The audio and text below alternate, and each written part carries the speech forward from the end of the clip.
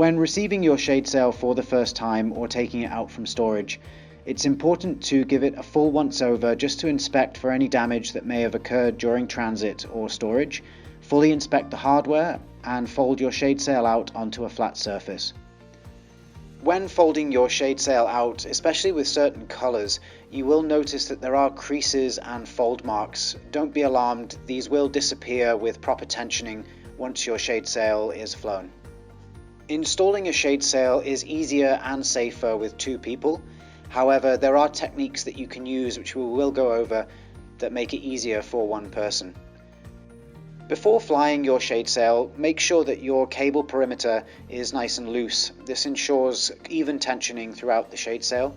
You can loosen the cable clamp with your fingers or have a pair of adjustable width pliers by the side that will make it a little bit easier. To begin flying your shade sail, it's easiest to start with the highest points first. So attach your first clip to the first attachment point, and we will focus on tensioning the turnbuckle later on. As you can see, installing the shade sail with two people is a lot easier. However, there is a pulley system that you can use when installing the shade sail on your own. The pulley system can be used in two instances. The first being when you're attaching the last clip of your shade sail where tensioning prevents you doing it by hand. And the second instance, as you can see here, is where you are installing the shade sail on your own and can't carry the shade sail up a ladder. This makes it much easier to clip on in a safe way. To use the pulley system, ensure the rope is tied to the corner of the shade sail itself and not the clip or the cable. You can either use a reef knot or just a double regular knot to secure the rope tightly.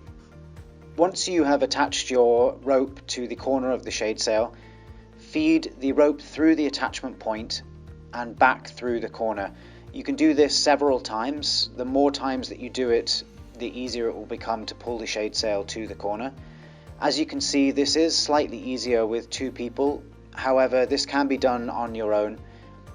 Slowly pull on the rope until the clip is nicely over the attachment point. Clip on and then release the rope and untie from the corner.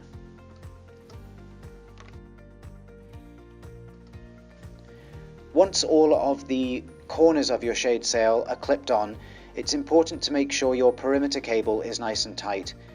You can pull this through by hand and then tighten up your cable clamp using the adjustable width pliers. Once the cable clamp is fully tight, you can feed the rest of the cable through the seam of the shade sail to ensure it's neat and tidy.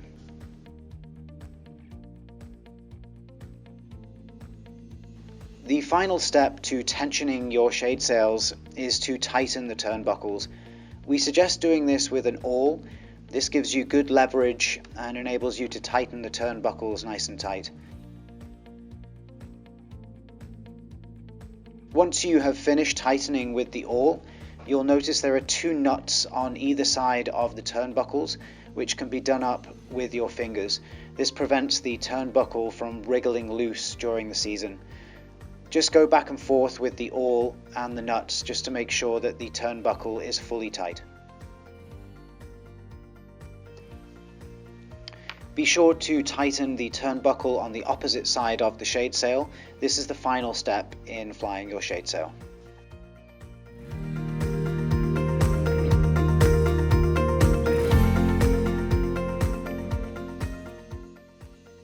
We're now going to cover taking down your shade sail, which is an easier process. Start with the first turnbuckle, undoing the turnbuckle with your awl and releasing the clip.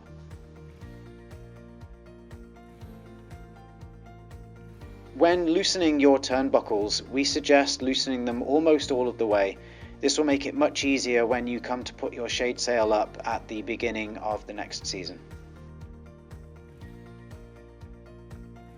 Please be careful when releasing the last couple of clips on your shade sail.